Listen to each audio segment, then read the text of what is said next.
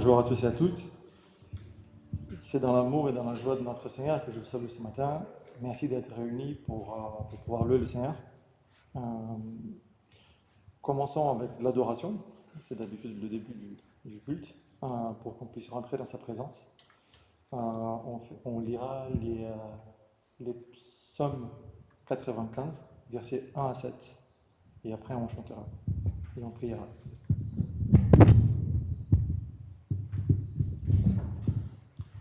On peut se lever pour les psaumes.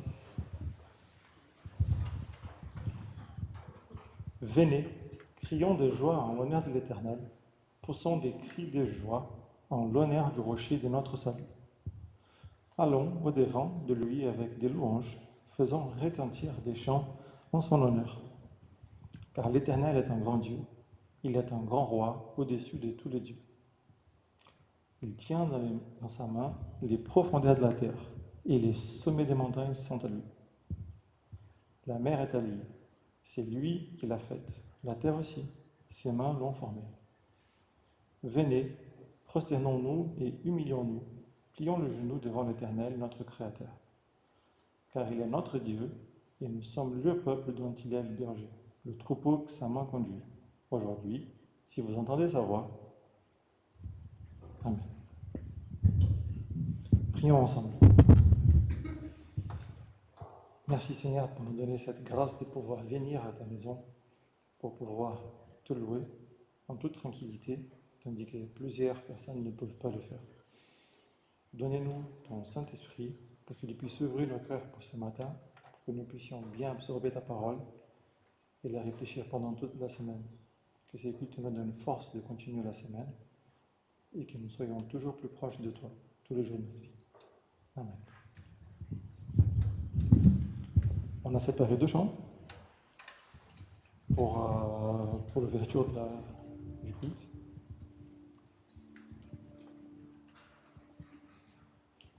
Le premier, c'est Magnifique est le Seigneur.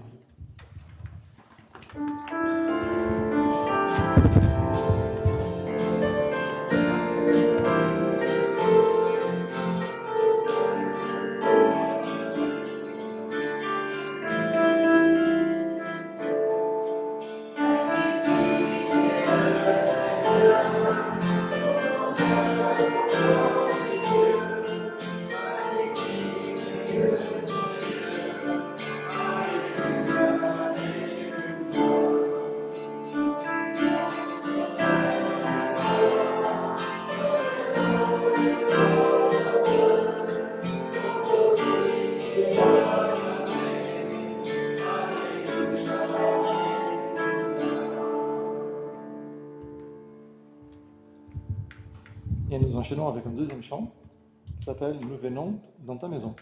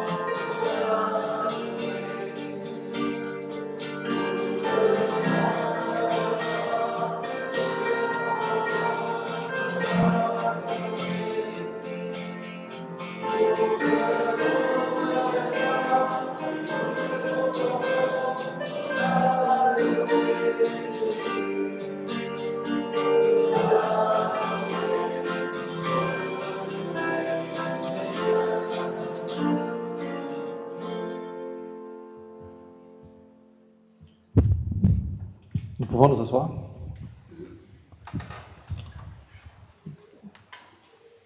Un des moments importants dans le culte, c'est la confession des péchés, qui est quelque chose qui existe depuis le commencement, depuis la chute. Hein, nous sommes obligés de revenir vers le Seigneur avec nos fautes et nos transgressions. Et c'est que de cette façon que nous pourrons comprendre l'importance du Christ et les chemins du salut. Donc, je vais lire un passage dans le psaume 19, le psaume 19, et puis nous allons chanter Pardon Seigneur. Psaume 19 au chef de chœur, psaume de David. Le ciel raconte la gloire des dieux et l'étendue révèle l'œuvre de ses mains. Le jour en instruit un autre jour, la nuit en donne connaissance à une autre nuit. Car n'est pas un langage, ce ne sont pas des paroles, on n'entend pas leur son. Cependant, leur voix parcourt toute la terre. Leurs discours vont jusqu'aux extrémités du monde, où il a dressé une tente pour le soleil. Et le soleil, pareil à un époux qui sort de sa chambre, s'élance dans la course avec la joie d'un héros. Il s'élève à une extrémité du ciel et termine sa course à l'autre extrémité. Rien n'échappe à sa chaleur. La loi de l'Éternel est parfaite. Elle donne du réconfort. Elle témoigne de l'Éternel est vrai. Il rend sage celui qui manque d'expérience. Les décrets de l'Éternel sont droits. Ils réjouissent le cœur. Les commandements de l'Éternel sont clairs. Ils éclairent la vue. La crainte de l'Éternel est pure. Elle subsiste pour toujours.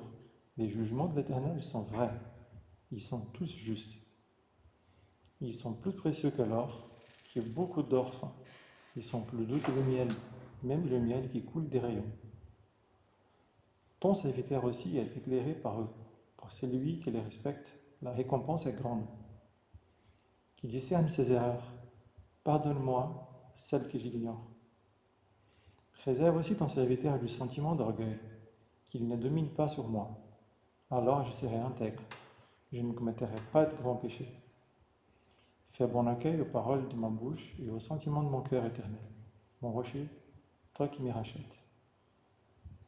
Amen. Et puis, on va chanter un chant, Pardon Seigneur, et pensons à notre transgression et à nos fautes pendant ces chants.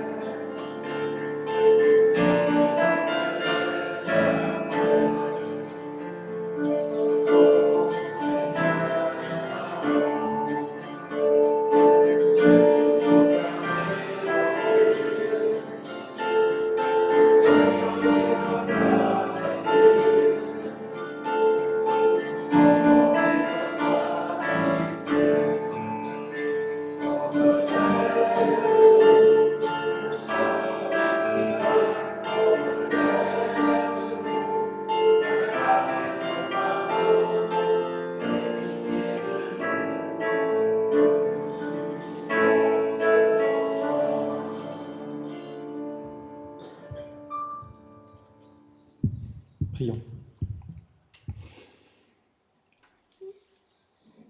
Merci Seigneur de pardonner nos fautes et nos transgressions, celles que nous savons faire tous les jours, tous les moments de nos vies, même celles aussi que nous ne savons pas que nous le faisions. Car tu nous as dit que le salaire du péché, c'est la mort. Et grâce à ton Fils, nous pouvons encore une fois nous rejoindre à toi et à lui dans l'éternité. Amen. Nous pouvons nous lever pour le pardon. Et comme je le disais, la confession et le pardon vont toujours ensemble. Et ils sont dans toute la Bible, de l'Ancien au Nouveau Testament. Donc cette fois, j'ai pris encore un passage dans l'Ancien Testament, donc dans Ésaïe 43, versets 15 à 28.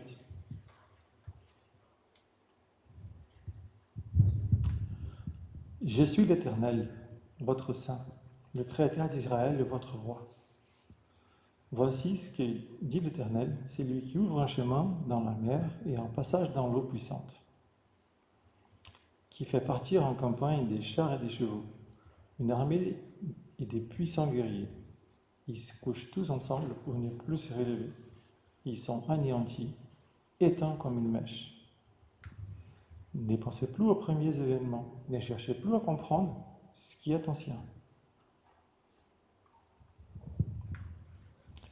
Ce qui est aussi intéressant, et mon ancien pasteur, David, qui est venu ici, il disait que tout dans la Bible, en fait, nous amène au Christ. Christ est présent, en fait, pratiquement tous les versets de la Bible. Il faut juste les chercher pour savoir qu'il est là. Et ça me fait beaucoup penser, en fait, à la fin de ces passages, en fait, à Jésus. C'est toujours intéressant de se souvenir de ça. Donc là, on aura 2 chants, une nouvelle création, et je me confie en toi.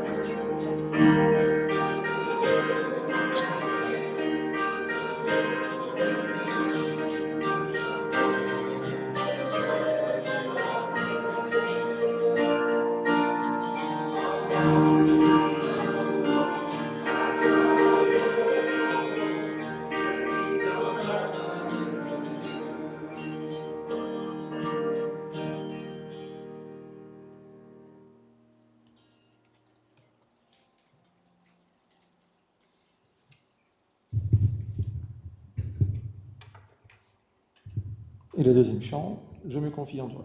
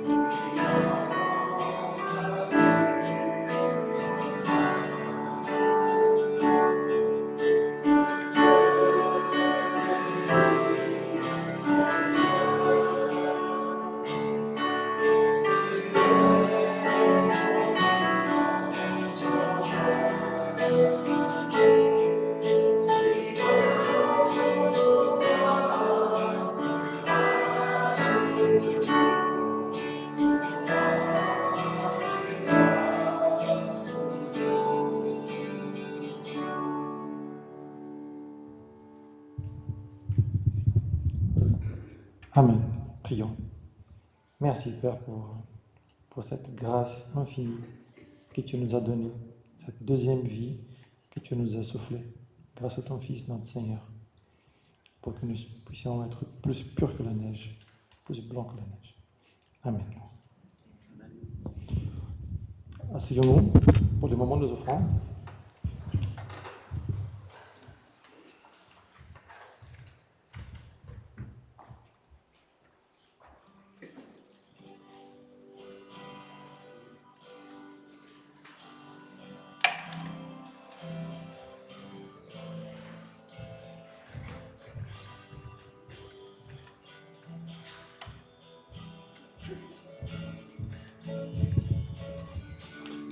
J'appelle Gérard pour...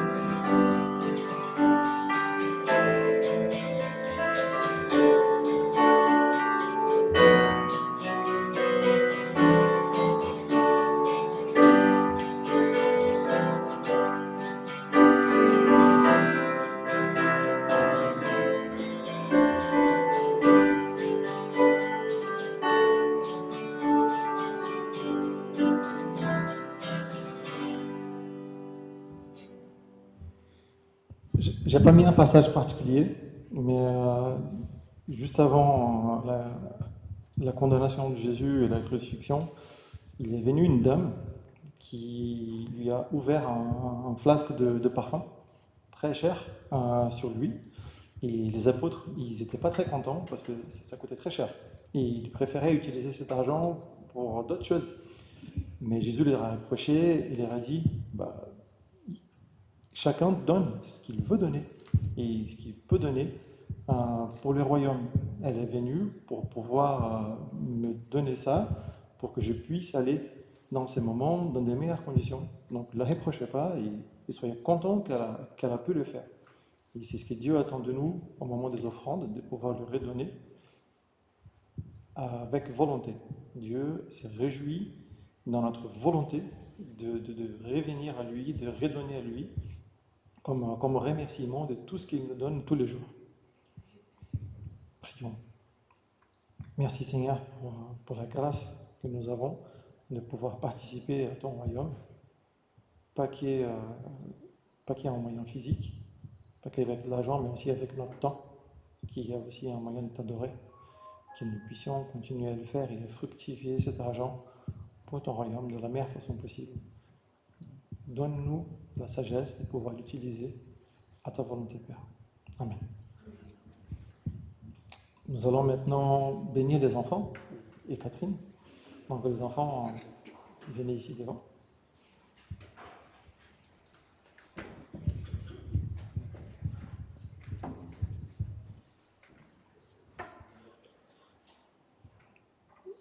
Merci Père de nous donner cette grâce d'avoir des enfants dans notre communauté, que eux puissent venir vers toi et vers notre Seigneur au plus tendre âge, qu'ils soient toujours dans l'écoute de ta parole avec le cœur ouvert et que chaque jour ils puissent comprendre un peu plus de toi, un peu plus de ta volonté et aussi sur leur chemin sur cette terre et aussi leur vocation sur cette terre, toujours à ta gloire. Bénis aussi Catherine, qu'elle puisse avoir la sagesse de pouvoir les conduire et les enseigner. Et qu'on sait tout ce qu'elle veut faire avec volonté de cœur. Amen.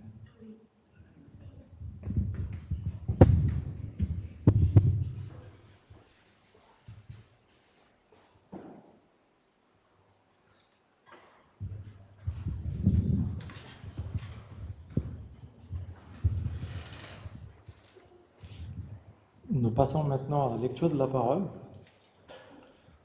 qui vient juste avant la prédication. Et c'est Hugues qui nous a conseillé d'avoir ces passages dans Colossiens 3, versets 1 à 17, qui est en accordance avec son thème, qui est « Nous ensemble dans la résurrection de Jésus ». Donc, si donc vous êtes ressuscité avec Christ, recherchez les choses d'en haut, où Christ est assis à la droite de Dieu. Attachez-vous aux réalités d'en haut et non à celles qui sont sous la terre. En effet, vous avez connu la mort et votre vie est cachée avec Christ en Dieu.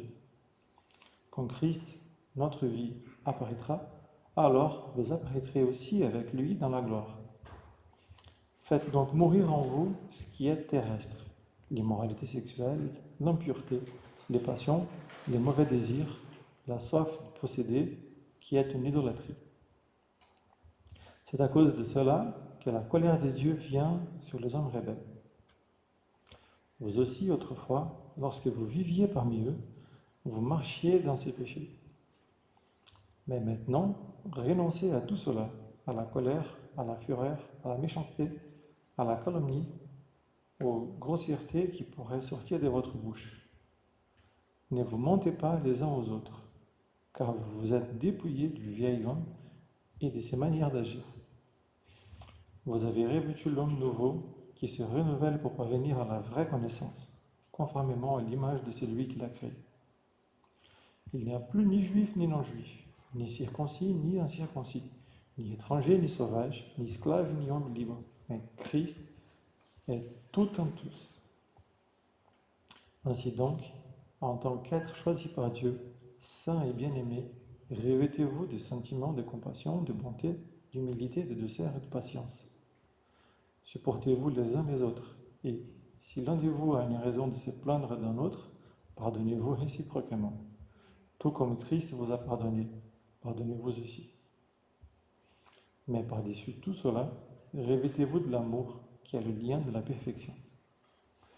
Que la paix de Christ à laquelle vous avez été appelés pour former un seul corps règne dans votre cœur et soyez reconnaissants. Que la parole de Christ habite en vous dans toute sa richesse.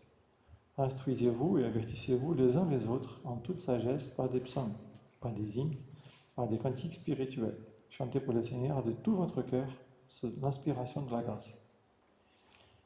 Et quoi que vous fassiez, en parole ou en acte, faites tout au nom du Seigneur Jésus en exprimant par lui votre reconnaissance à Dieu le Père. Amen. Prions ensemble.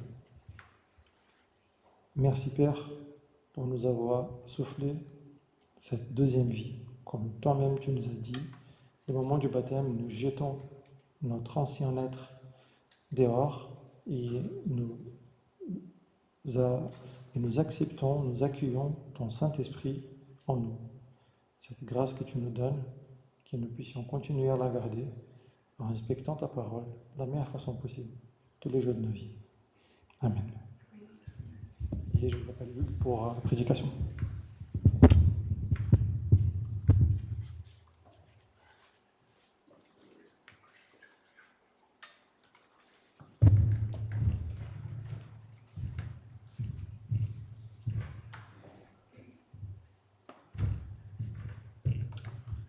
Bonjour mes amis, mes frères et sœurs en Christ. Je suis content d'être parmi vous ce matin.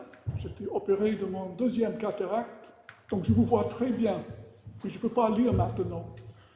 Et donc c'est provisoire en attendant une ordonnance. Et donc j'ai les loupes. Le problème, quand je mets les loupes, je ne peux plus vous voir. Et donc je suis entre deux. Donc ça va être un peu difficile peut-être ce matin. Mais j'explique ça, pas pour m'excuser, mais si, pour m'excuser. La nouvelle vie en Christ ressuscité, le texte qu'on vient de lire, Julio pour nous. Le jour de Pâques, nous avons entendu cet appel puissant. Vivez donc comme les ressuscités.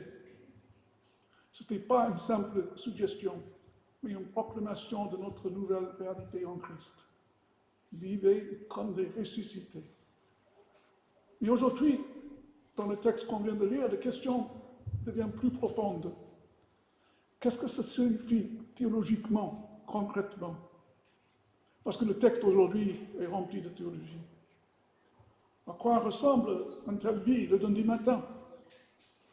Est-ce que c'est simplement une image belle, une image morale?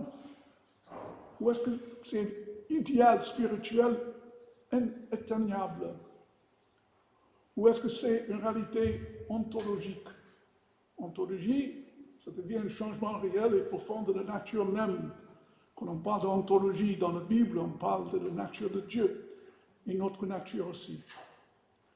Est-ce que c'est un changement réel et profond de notre nature même? Parce que le christianisme biblique, la résurrection n'est pas seulement... Merci mon frère, merci. Merci. Je suis dans une autre église parfois et il y a une dame qui me porte toujours un verre d'eau. Et là, c'est Patrick qui fait ça maintenant pour moi. Merci. Donc, le christianisme biblique, la résurrection n'est pas seulement un événement extérieur, l'arrivée de Jésus il y a 2000 ans, elle devient une réalité intérieure pour ceux qui sont unis à lui. Je vous donne une illustration. Imaginez un arbre au nord, après un long hiver. Ses branches sont nues, rigides, cassantes parfois sous le froid. Il semble voué à l'oubli. Puis vient le printemps, le miracle de la vie qui revient. Ce n'est pas une décoration qu'on accroche à l'extérieur des autres branches. C'est une sève nouvelle qui remplit chaque branche, chaque feuille, transformant l'arbre entier. C'est une transformation à l'intérieur. Il y a ainsi un principe clé du passage. L'apôtre Paul nous présente cette transformation en Colossiens 3. Et tout ce chapitre repose sur une structure fondamentale dans sa pensée. L'indicatif, ce que Dieu a fait, la réalité, et l'impératif, ce que nous devons vivre, l'action. Ce que Dieu a fait en premier lieu, ce que nous devons faire en deuxième lieu. Autrement dit, Dieu agit d'abord et notre vie répond à ce qu'il a fait ensuite. Nous ne vivons pas d'une certaine manière pour devenir ressuscités. Nous vivons de cette réalité, de cette manière, parce que nous sommes ressuscités. Parce que vous êtes ressuscités en Christ, avec le Christ. Donc, l'exhortation, vivez en cohérence avec votre union en lui. L'union avec le Christ, cette nouvelle réalité de votre être ontologique. Paul commence par une affirmation théologique majeure. Et malheureusement pour moi, le texte, il faut que je l'explique plus techniquement. Si donc vous êtes ressuscité avec Christ, le problème en français, comme en d'autres langues, le mot si exprime un doute. Est-ce que je suis ressuscité ou non? Mais dans le grec, il y a une manière d'utiliser le mot si, et je peux l'illustrer, mais ça prend trop de temps. Et cette idée s'appelle, en grammaire grecque, une condition de première classe. Le si suppose la réalité, ce qui est dit. En d'autres termes, vous pouvez utiliser le mot puisque vous êtes ressuscité en Christ. Les traducteurs de la Bible utilisent le mot si, mais c'est à nous, des pasteurs, des théologiens, d'expliquer le sens. Et donc on n'a pas cette catégorie dans notre langage. Puisque vous êtes ressuscité en Christ. Un chrétien, donc, est uni à Christ. Cette union avec Christ est le cœur même de l'Évangile. Parce que le salut n'est pas simplement quelque chose d'extérieur, un pardon légal, un procès, tout est balayé. Mais c'est une union vitale. Parce que le chrétien, chacun de nous, ne fait pas que suivre Christ, mais Christ, il participe à la vie de Christ. Et c'est une distinction très importante. On voit certaines personnes qui disent, voilà, je suis allé à l'église, j'ai reçu le pardon de Dieu, maintenant je retourne dans la vie. Il y a d'autres qui vont dire, Christ m'habite je participe à sa vie, je vis en Christ, Christ en moi, et je ne retourne pas à la vie comme avant. En fait, c'est une vie cachée de vivre en Christ. C'est comme si on a une double citoyenneté. Le verset clé ici, votre vie est cachée avec Christ en Dieu. Qu'est-ce que ça veut dire, caché? Caché signifie protégé, enraciné dans la sphère divine, hors de portée de puissance spirituelle, adversaire néfaste. Votre vie est cachée en Christ. Imaginons un diplomate français qui est nommé dans un pays de tiers-monde. Et il a, depuis des années, comme un diplomate, il représente la France, les intérêts de la France. Mais la manière de travailler dans ce pays, il tisse des liens avec d'autres personnes dans le pouvoir politique, etc., économique. Il se merge dans la culture, il précise la culture, il mange des repas, etc. Mais il n'a jamais oublié son première allégeance, la France. Vous voyez, les chrétiens que nous sommes, on vit cette intention. Nous sommes visibles sur la terre, dans un pays lointain de notre demeure céleste. C'est la terre, le monde aujourd'hui. Invisible pour les gens que nous sommes déjà en Christ au ciel. Notre véritable appartenance, c'est représenter le Christ sur cette terre. Cherchez d'abord le royaume de Dieu. Le royaume de Dieu est en vous. Et nous sommes déjà en train d'expérimenter ce que le Seigneur a réservé pour nous dans l'éternité.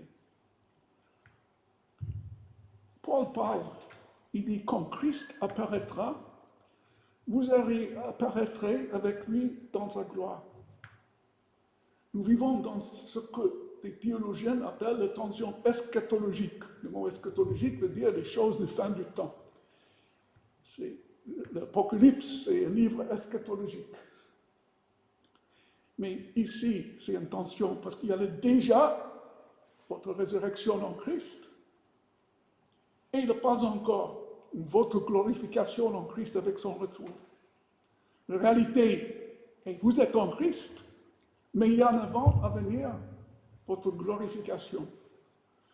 Vous n'êtes plus ce que vous êtes aujourd'hui en Christ, et vous n'êtes pas ce que vous allez devenir dans la gloire à venir. Cette vérité a des implications profondes dans votre vie de tous les jours. Vous êtes déjà critiqué par les gens. Quand vous êtes critiqué, c'est un jugement contre vous pour quelque chose. Mais puisque votre identité réelle est en Christ, vous êtes intouchable. Vous pouvez assumer les critiques sans ça vous démolit, sans que vous perdez l'espérance, sans que vous êtes perdu. Ou quand vous échouez dans vos projets, il y a un problème, tout s'effondre, vous perdez votre entreprise ou quelque chose comme ça. Vous tombez malade et vous ne pouvez pas faire ce que vous avez souhaité faire. Ces échecs ne te définissent pas. Par définition, vous êtes en celui qui est déjà le vainqueur.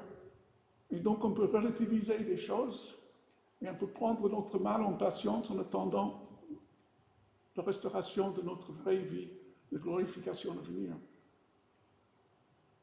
Autre chose, les épreuves ne sont pas définitives, car votre vie est enracinée dans la réalité d'un futur qui est déjà commencé dans le Saint-Esprit en vous, qui vous transforme en l'image de Christ de plus en plus.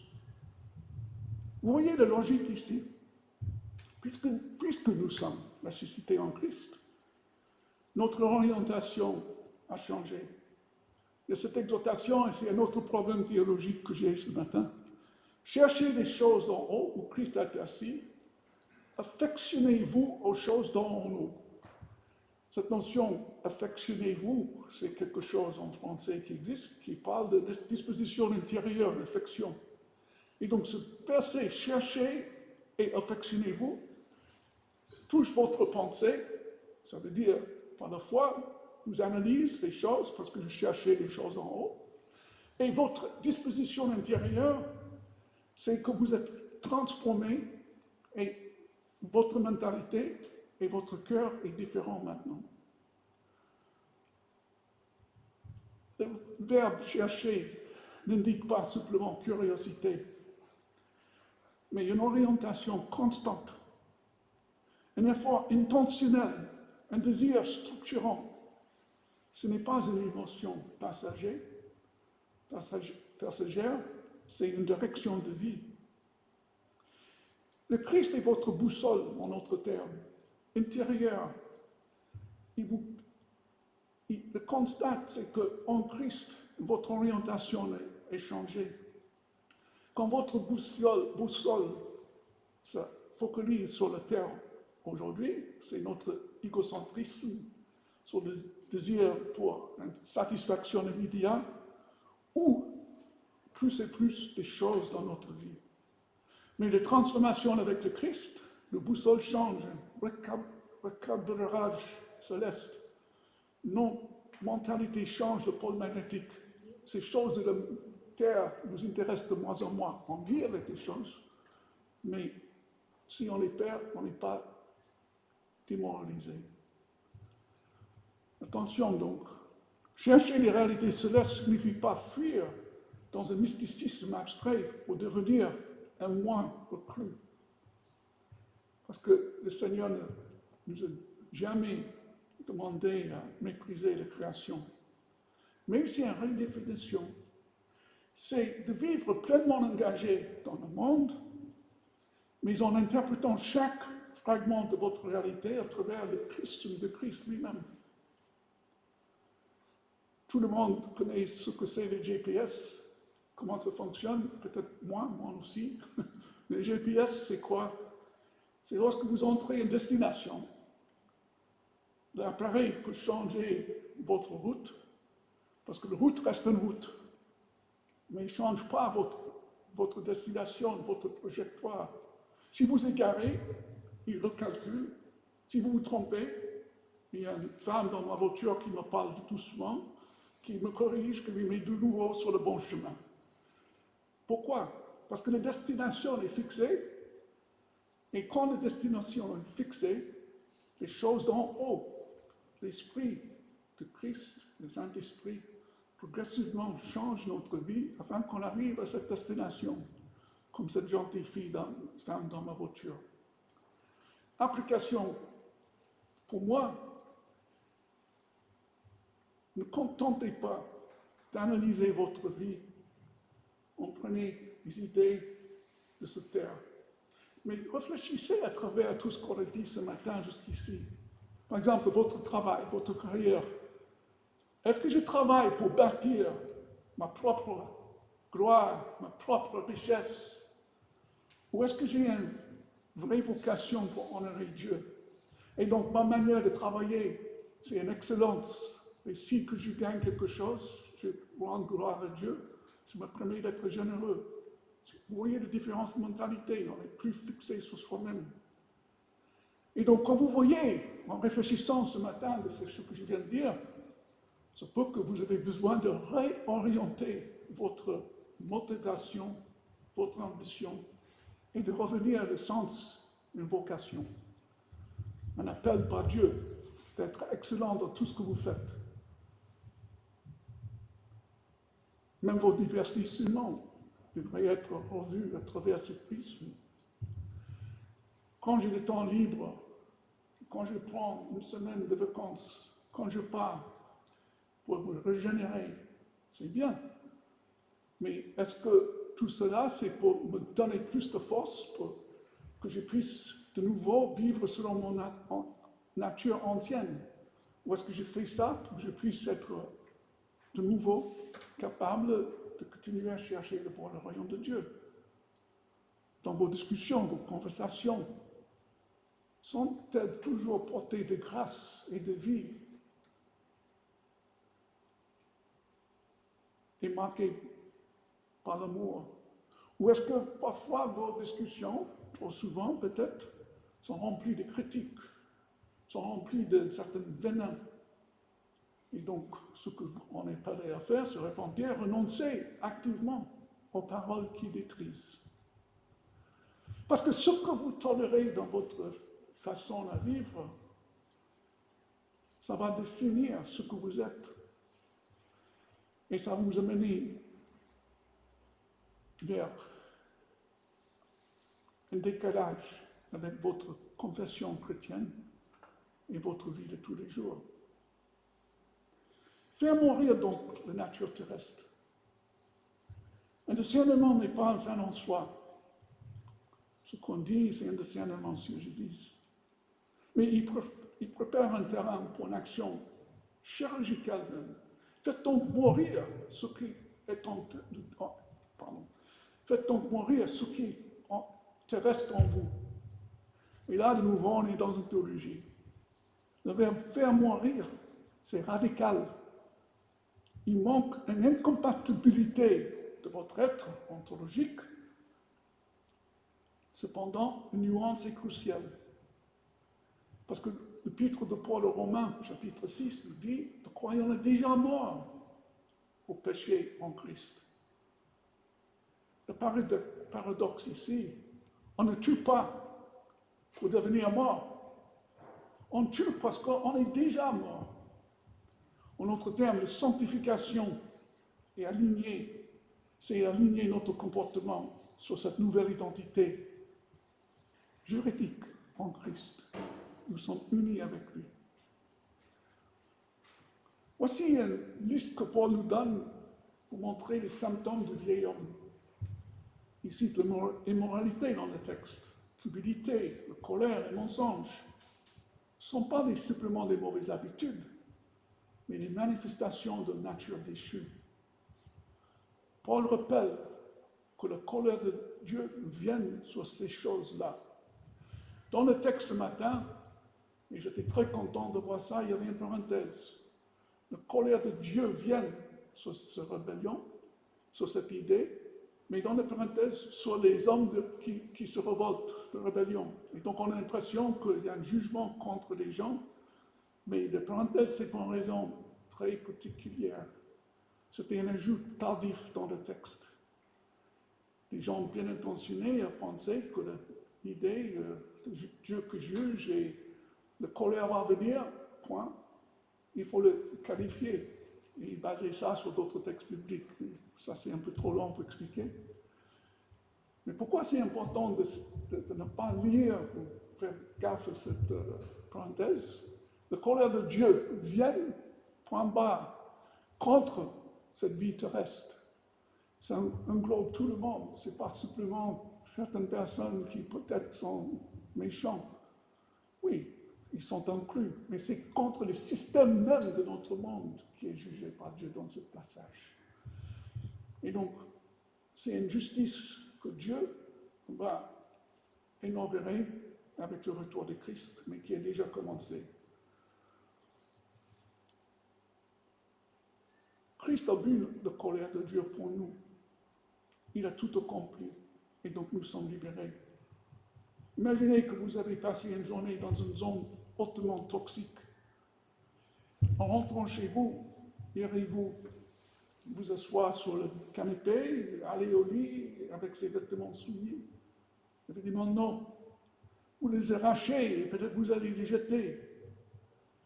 Le péché est un vêtement sale, contaminé. C'est un corps étranger sur votre nouvel être.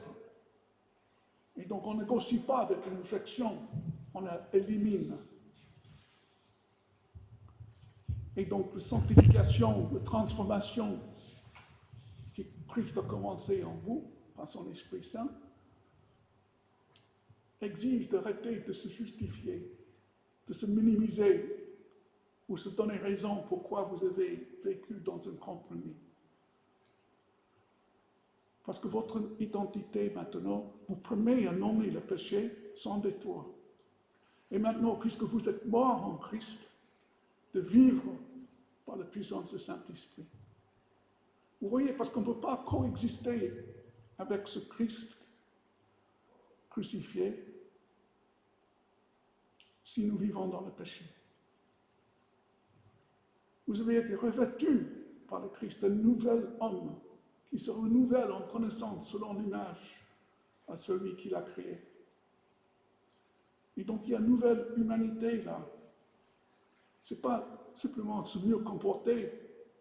Cette nouvelle humanité, ça nous envoie à Genèse, où la création initiale de chute a lieu, et l'humanité était contaminée, et nous avons hérité de ça. Mais notre nouvelle humanité est restauration en Christ, parce que Christ est le nouvel Adam. C'est pourquoi Paul parle, il n'y a pas ni des Grecs, ni des Juifs, ni d'esclaves, ni de libres, mais Christ est tout en tous. Parce que toutes les divisions ethniques, sociales, culturelles sont relativisées. Dans une certaine manière, l'Église, ici ce matin, c'est un laboratoire de réconciliation et d'anticipation du royaume. Parce que nous sommes tissés par le lien de l'amour entre nous.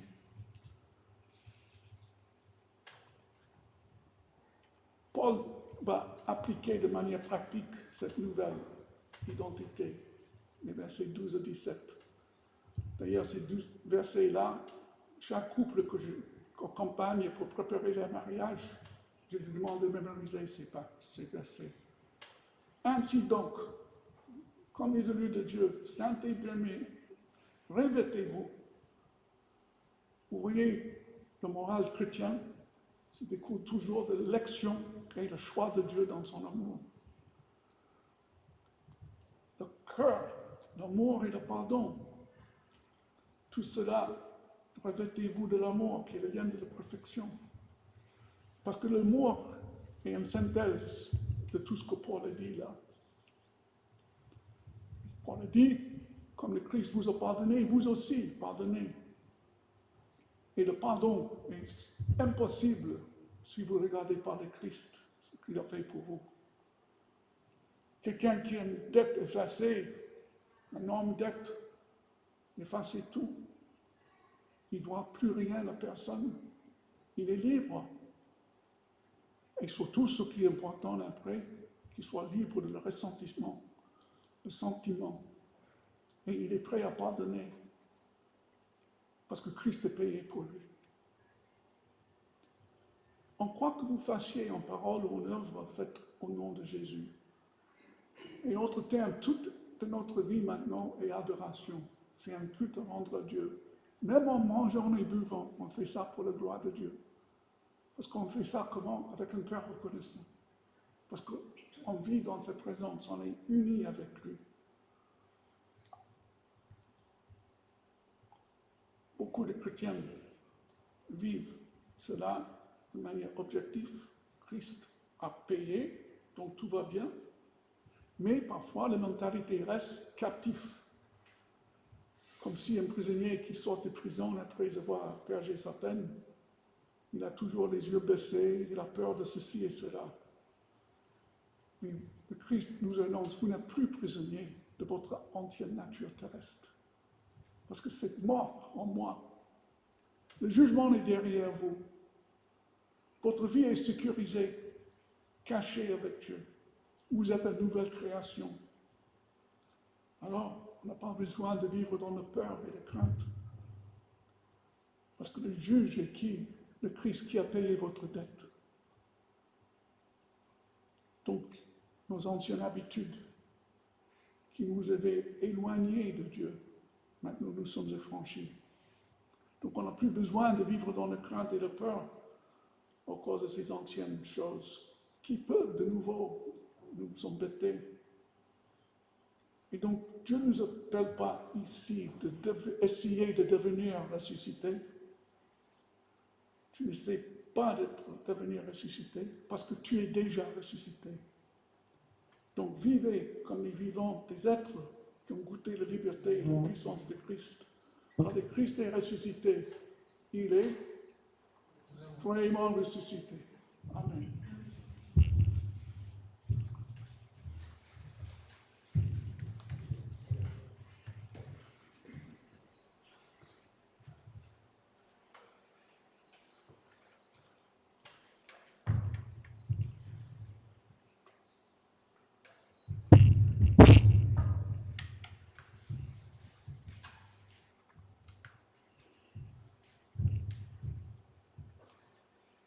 Levons-nous pour la confession de foi, qui est un moyen aussi de réponse à tout ce que Hugues vient de nous lire.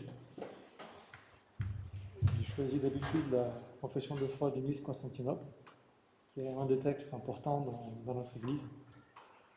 Et lisons tous les textes ensemble.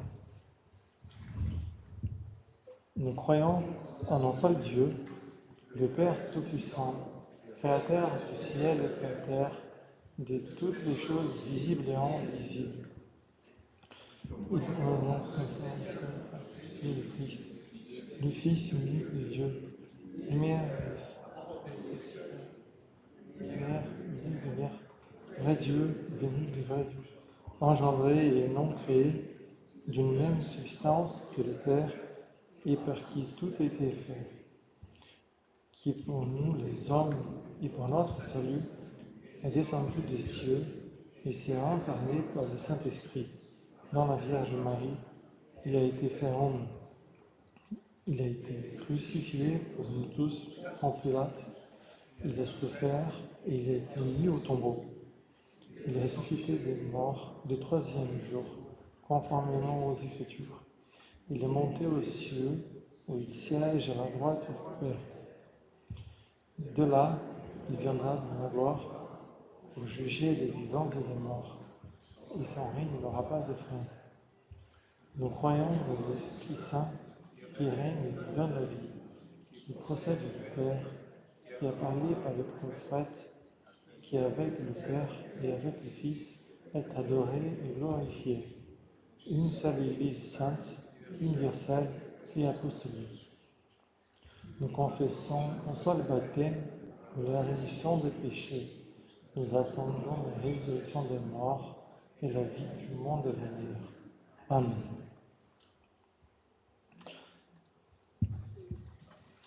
Et pour la louange, j'ai choisi de parler vite fait sur l'évangile des Jean, chapitre 1, versets 1 à 18.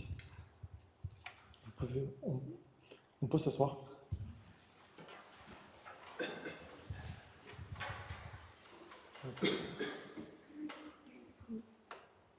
Au commencement, la parole existait déjà. La parole était avec Dieu et la parole était Dieu. Elle était au commencement avec Dieu. Tout a été fait par elle, et rien de ce qui a été fait n'a été fait sans elle. En elle, il y avait de la vie, et cette vie était la lumière des êtres humains. La lumière brille dans les ténèbres, et les ténèbres ne l'ont pas accueillie. Il y eut un homme envoyé par Dieu. Son nom était Jean. Il vint comme témoin pour rendre témoignage à la lumière afin que tous croient par lui.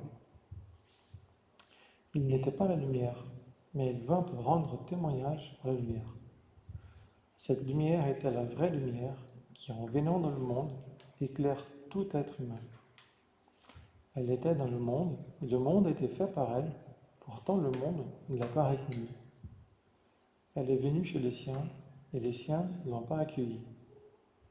Mais à tous ceux qui l'ont acceptée, à ceux qui croient en son nom, elle a donné le droit de devenir enfants de Dieu, puisqu'ils sont nés non du fait de la nature, ni par une volonté humaine, ni par la volonté d'un mari, mais qui sont nés de Dieu.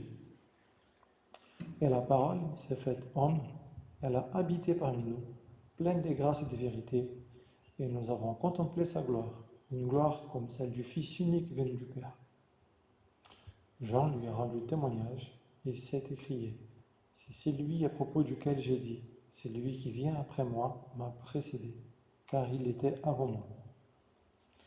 Nous avons tous reçu de sa plénitude et grâce sur grâce.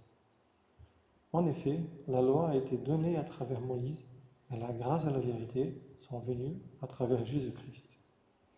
Personne n'a jamais vu Dieu. Dieu, le Fils unique, qui est dans l'intimité du Père, et c'est lui qui l'a fait connaître. Amen. J'ai choisi ces passages juste pour illustrer le fait que quand nous lisons la confession de foi, il faut comprendre qu'elle vient toujours de l'interprétation des textes bibliques. Elle n'est pas discutée et juste définie par des hommes. Elle est vraiment une inspiration de la Bible qui est, elle, la parole de Dieu. Donc chaque fois que nous lisons des textes qui sont validés par l'Église et qui sont acceptés universellement par l'Église, il y a toujours des passages dans la Bible qui les justifient et qui les soutiennent d'un point de vue théologique. Et maintenant, levons-nous pour chanter les ciels proclament.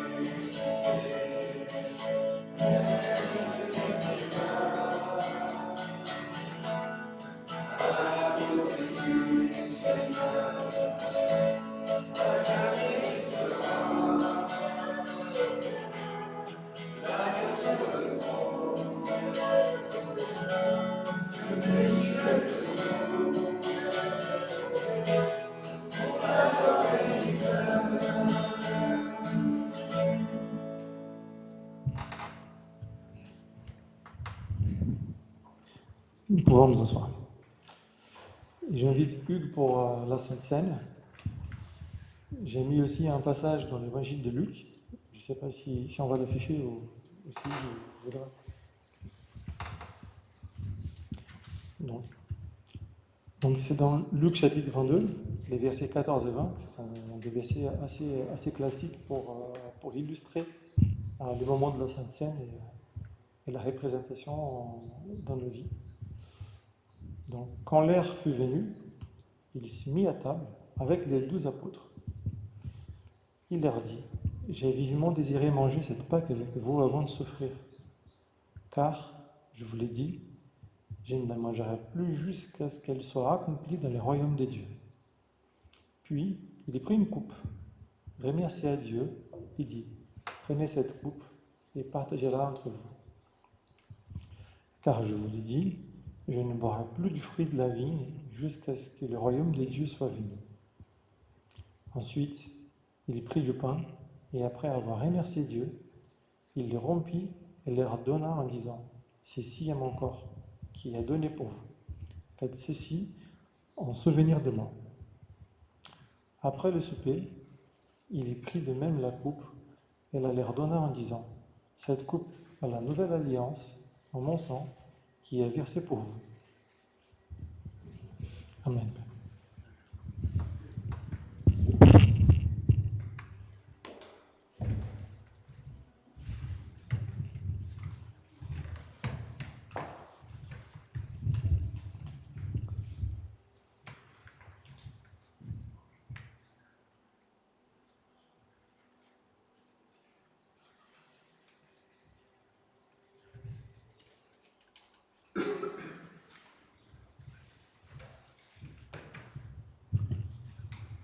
On vient d'entendre le sens de communion, le Sainte Seine.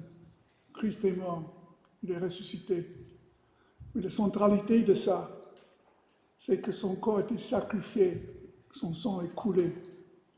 Et c'est important pour nous, chaque fois que nous prenons cette scène, de se refocaliser sur le point cumulant pourquoi Christ est venu, pour mourir, pour donner sa vie, afin qu'on soit pardonné.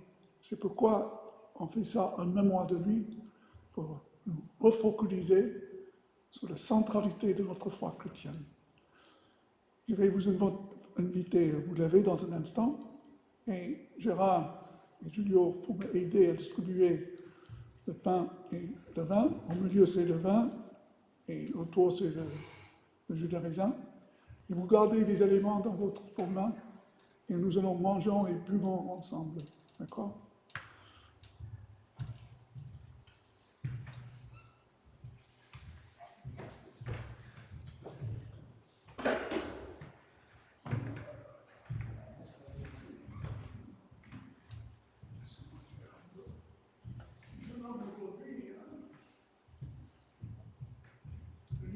Seigneur, il a pris du pain, et je vous rendu grâce pour dire, disons, ceci est mon corps qui vous donne pour vous. Faites ceci en mémoire de moi chaque fois que vous en mangez. Après avoir soupé, il a pris le coupe.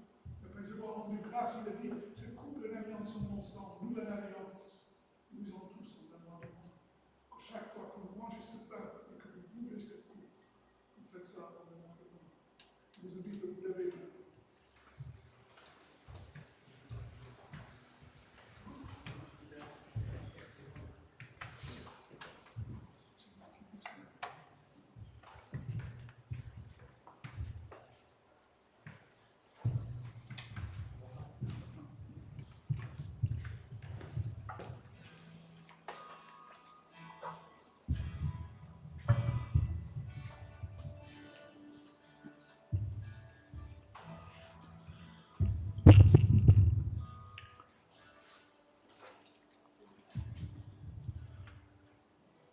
Christ disait, moi je suis le pain descendu du ciel.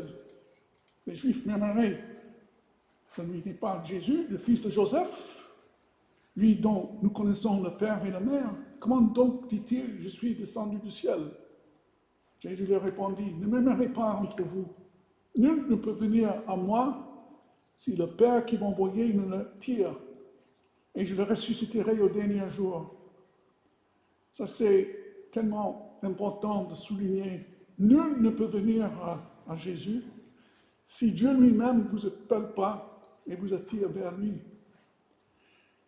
Quiconque a entendu le Père et reçu son enseignement vient à moi. Ce n'est pas que personne n'ait vu le Père, sinon celui qui vient de Dieu. Lui a vu le Père. En vérité, je vous le dis, celui qui croit à la vie éternelle, croit que Christ est mort et ressuscité. Moi, je suis le pain de vie. Vos pères ont mangé le main dans le désert. Ils sont tous morts. Ici, c'est le pain qui descend du ciel, afin que celui qui mange ne meure pas. Moi, je suis le pain vivant descendu du ciel. Si quelqu'un mange de ce pain, il vivra éternellement. Et le pain que je donnerai, c'est ma chair pour la vie du monde.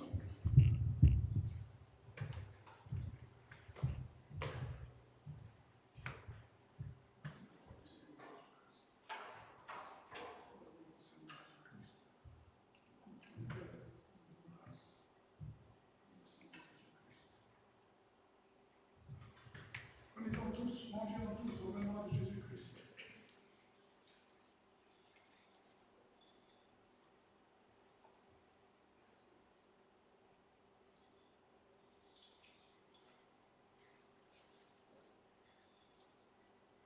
Prenez, buvez-en tous au mémoire de Jésus-Christ.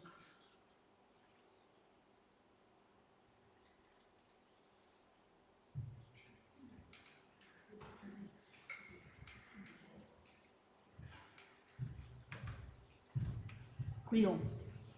Seigneur, nous te bénissons pour cette réalité qui est invisible au monde. Cette réalité que tu nous as laissé des symboles vivants, visibles, pour approfondir notre foi. Nous te louons, nous te bénissons. Que tu es mort et ressuscité, vraiment ressuscité. Amen. Ils vont collectionner des petits gobelets Et Julio va venir maintenant pour la période d'intercession.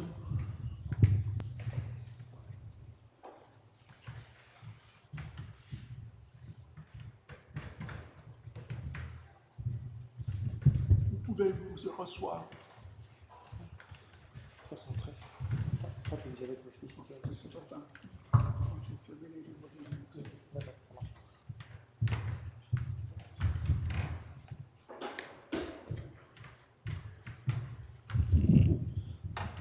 Maintenant, c'est le moment de l'intercession. Donc, je vous prie de nous donner vos motifs de prière et vos demandes de prière aussi pour l'Église, pour les personnes proches de vous, pour tous les chrétiens au monde. Et à la fin, je vais prier, mais n'hésitez pas non plus à prier pendant ce temps-là. Quelqu'un a quelque chose à demander ou à partager? Oui. Porte ouverte, aujourd'hui nous demande de prier pour les chrétiens emprisonnés en Corée du Nord, comme si nous sommes en prison de Dieu. Pour les chrétiens en Corée du Nord. Quelqu'un d'autre?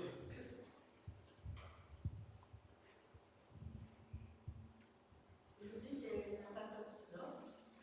La Pâque orthodoxe qu'on est en train justement de fêter par cette communion.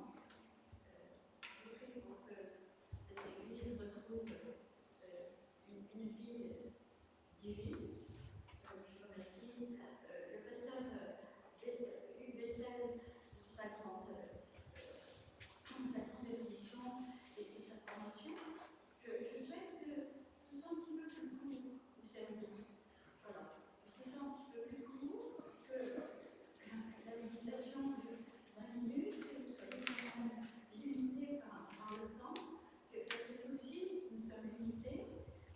Nous avons des familles, nous avons des causes, et des gens qui travaillent et qui ont besoin aussi de repos et de sortir un peu. Voilà. Ce serait parfait. Mon père disait ça à l'Érénie il y a 60 ans, ou 80 ans. Il disait que votre culte dure 1 heure. Les catholiques disent non, on va dire les catholiques. Voilà. Et bon, voilà, un peu plus court, ce serait parfait. Ok. Quelqu'un d'autre avec d'autres demandes de prière? Marc? Est-ce que vous pouvez continuer à prier pour Noël et continuer à Dox au coma? Il a été transféré hier pour la continuation de son soin. Mais on ne sait toujours pas s'il va sortir du coma. C'est le papa de la collègue de Jeanne, c'est ça? Déjà? Oui, c'est notre ami aussi, mais c'est un ami de classe de Jane. Et son papa était dans un accident de moto. Et il reste dans le coma. Ok. Quelqu'un d'autre? Oui, Magie. J'ai pas entendu. Ok, pour les sans-abri, les personnes qui sont en difficulté. Oui, je crois qu'il faut aussi prier pour la paix dans le monde, parce que Oui. l'actualité Oui. contre le contraire. Quelqu'un veut encore demander des choses? Quelqu'un veut commencer à prier et après je prierai à la fin.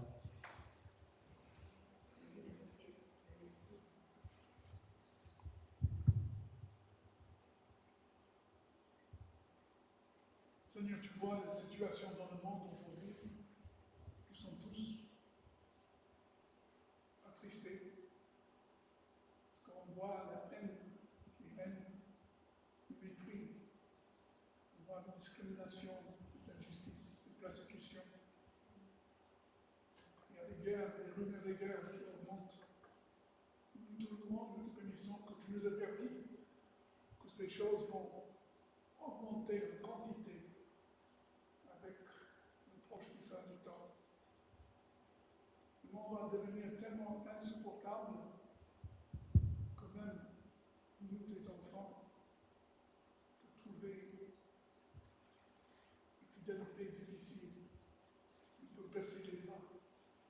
Nous te bénissons que tu es là avec nous et tu nous promis de ne pas laisser les choses aller jusqu'au bout.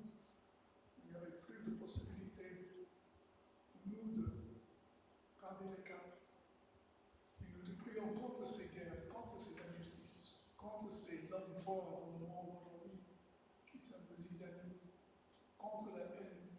essentielle religieuse. Seigneur, ton peuple est malmené. On pense à nos frères et sœurs en Corée qui vivent sans cesse sous la menace. Ceux qui sont découverts sont emprisonnés. Nous prions qu'on puisse être présent dans leur vie maintenant en priant pour eux. Qu'ils puissent avoir une paix, une joie qui surpasse les circonstances. Protège-les, fasse-les pas autour d'eux, afin qu'ils ressentent un amour. Amen. Amen. Seigneur, nos sujets de prière sont toujours dans nous. On veut t'apporter Noël, ce papa qui est dans le coma. Seigneur, pose ta main divine sur lui. Il fait que les soignants puissent trouver la solution et que tu puisses les guider, Seigneur, pour que sa famille puisse se retrouver. C'est toujours une souffrance pour des enfants de voir leur papa dans cet état et leur demander certainement. Prions d'être avec eux aussi, de donner ta paix à cette famille, Seigneur, en attendant qu'ils soient guéris. Je te prie aussi pour Michel, le mari de Raphaëla, afin que les examens qu'il doit passer cette semaine se passent bien, que les résultats soient bons, qu'il puisse avancer dans la guérison aussi, et avec moins de souffrance aussi, et qu'on ait le plaisir de le rencontrer un jour, de faire sa connaissance, pour que lui puisse te connaître à son tour, Seigneur, parce que c'est le but aussi. Tu nous as donné ce pouvoir, cette possibilité de témoigner de toi, de qui tu étais, auprès de ceux qui vivent à côté de nous, de ceux que nous côtoyons, Seigneur. Et nous avons à cœur vraiment de témoigner de qui tu es et de ce que tu peux faire dans nos vies, parce que tu peux transformer des vies, tu peux transformer des cœurs, tu peux transformer nos relations avec notre famille et nos amis, Seigneur. Toi seul as ce pouvoir. Nous te louons pour cela, Seigneur. Toi seul peux apporter la paix dans le monde, Seigneur. Même si, quand nous étudions la Bible, nous savons quelle est la finalité, Seigneur. Et nous sommes prêts. Nous sommes prêts pour te retrouver. Nous sommes prêts pour te rejoindre, Seigneur. Sous ton saint regard et dans la chaleur de ton amour. Béni sois-tu, Seigneur, pour tout ce que tu fais pour nous, Seigneur. Et donne-nous de pouvoir sortir de cette enceinte, de cette maison, et de témoigner de qui tu es. Nous sommes des témoins pour toi, Seigneur. Béni sois-tu. Amen. Amen. Reçois, Père, toutes ces prières, toutes ces demandes auprès de toi. Toi qui es le roi de l'univers, qui peut tout faire, que tout soit fait selon ta volonté. Amen. Je laisse du coup la parole. Les annonces. Donc Pierre, je ne sais pas si, ou Anne-Marie, je ne sais pas si vous avez des annonces. Et après, je te...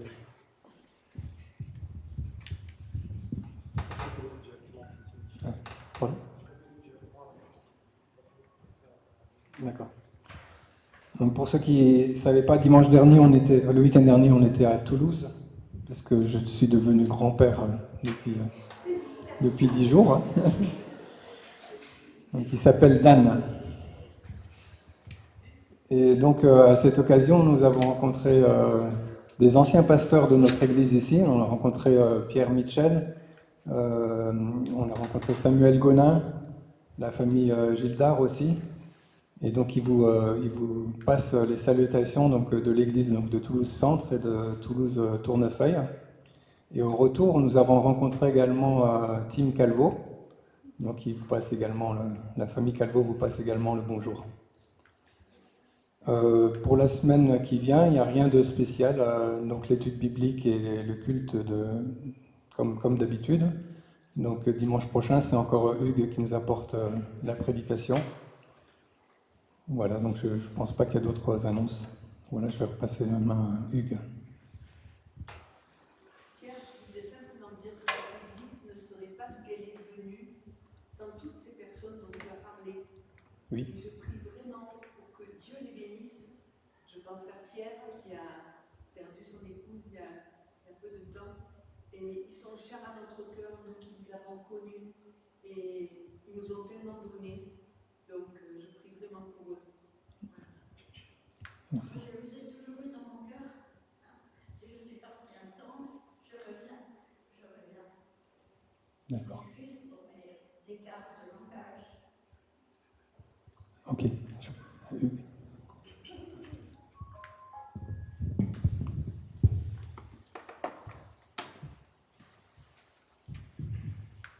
D'abord, j'ai une exhortation et après je vous demande de vous lever pour la bénédiction finale. Frères et sœurs bien-aimés en Jésus-Christ, notre Seigneur, vous avez été ressuscités en Christ.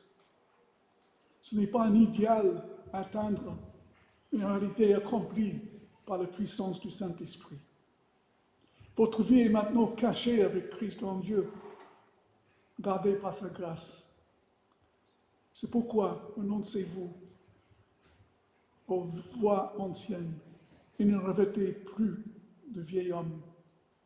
Mais comme les élus de Dieu, saints et bien-aimés, revêtez-vous du Seigneur Jésus-Christ. Revêtez-vous d'ardente compassion, de bonté, d'humilité, de douceur, de patience. Supportez-vous les uns les autres et pardonnez-vous réciproquement, comme Christ vous a pardonné. Et par-dessous le tout, revêtez-vous de l'amour qui est le lien de la perfection. Ainsi donc, quoi que vous fassiez en parole et en œuvre, faites tout au nom du Seigneur Jésus-Christ. Rendons grâce à Dieu le Père par lui. Marchez maintenant donc dans cette liberté sainte, non pour devenir vivant, mais parce qu'en lui, vous êtes déjà vivant. Je vous invite à vous lever pour la bénédiction. Or, celui qui peut vous garder de toute chute et vous faire paraître devant sa gloire irréprochable et dans l'allégresse, au seul Dieu, notre Sauveur par Jésus-Christ, notre Seigneur, soit gloire, majesté, force et puissance, dès avant tous les temps, maintenant et dans tous les siècles. Amen. Christ est vraiment ressuscité. Amen. Et nous chantons le dernier cantique qui est que la grâce de Dieu, que la grâce de Dieu.